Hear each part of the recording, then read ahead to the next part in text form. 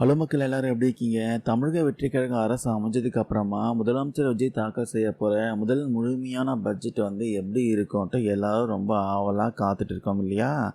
அதில் அதிரடியாக ஸ்டூடெண்ட்ஸ்க்குலாம் பார்த்தீங்கன்னா மாதம் 8000 ரூபாய் உதவித்தொகை, குடும்ப தலைவிகளுக்கு 2500 ரூபான்ட்டு பல மெகா திட்டங்கள் வரப்போகுதுன்ட்டு தலைமை செயலக வட்டாரங்கள் இருந்து சூப்பரான தகவல் வந்திருக்கு.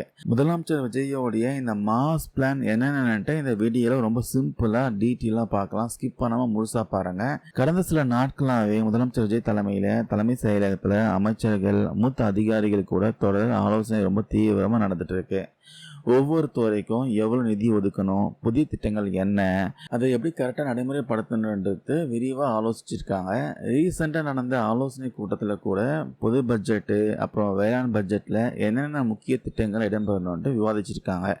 முக்கியமாக தொழில் வளர்ச்சி, முதலீடுகள், உட்கட்டமைப்பு மேம்பாடு அப்புறம் மக்கள் நல திட்டங்களுக்கு ரொம்பவே முன்னுரிமை கொடுத்து இந்த பட்ஜெட் பார்த்தீங்கன்னா தயாராகி வருது.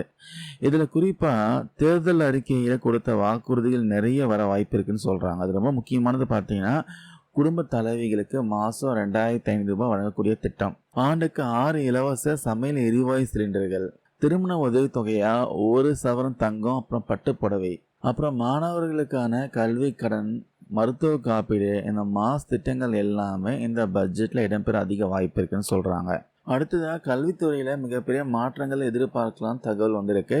இப்போ கவர்மெண்ட் ஸ்கூலில் படித்து கவர்மெண்ட் காலேஜில் சேர ஸ்டூடெண்ட்ஸ்லாம் பார்த்தீங்கன்னா 7.5% இடஒதுக்கீடு இருக்குல்ல, இதை 10% உயர்த்த அரசு முடிவெடுத்திருக்காங்களாம். இன்னொரு மெகா அறிவிப்பு என்னென்னா, இப்போ கவர்மெண்ட் ஸ்கூலில் படித்து கவர்மெண்ட் காலேஜில் சேரக்கூடிய ஸ்டூடெண்ட்ஸ்க்கு மாதம் 8000 ரூபாய் நிதியுதவி வழங்கப்படுற திட்டமும் அறிவிக்கப்படலாம்னு சொல்கிறாங்க.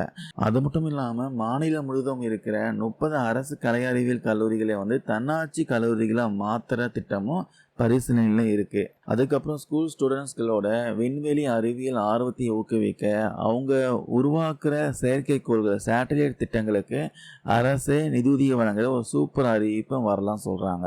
அதுக்கப்புறம் தேசிய கல்விக் கொள்கை, நீட் மாதிரியான கல்வி தொடர்பான விவகாரங்களில் மாநில அரசுகளோட நிலைப்பாட்டை ரொம்ப ஸ்ட்ராங்காக காட்டுற அறிவிப்புகளும் இதில் வெளிவரலாம் சொல்கிறாங்க. இது போக தமிழ்நாட்டுடைய அடையாளமான பனைமரத்தை பாதுகாக்கப்பட்ட மரமாக அறிவிக்க போறாங்க.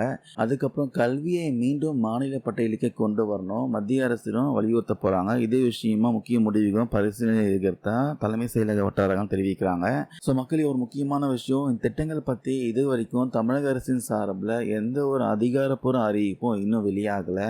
பட்ஜெட் தாக்கல் செய்யப்படுற கடைசி நிமிஷம் வரைக்கும் இறுதி முடிவுகளை மாற்றங்கள் ஏற்பட வாய்ப்பு இருக்குன்னு சொல்றாங்க. ஸோ முதலமைச்சர் விஜயோட இந்த முதல் பட்ஜெட் எப்படி இருக்கும்னு நீங்க நினைக்கிறீங்க? இந்த 8000 ரூபாய் திட்டம், 2500 ரூபாய் திட்டம் பத்தி உங்க கருத்து என்ன? மறக்காம கீழே கமெண்ட்ஸ்ல பதிவு பண்ணாங்க. இந்த வீடியோவில் ஷேர் பண்ண தகவல் யூஸ்ஃபுல்லாக இருக்கும் நம்புறேன். தேங்க்யூ நம்பர் நம்பீஸ்.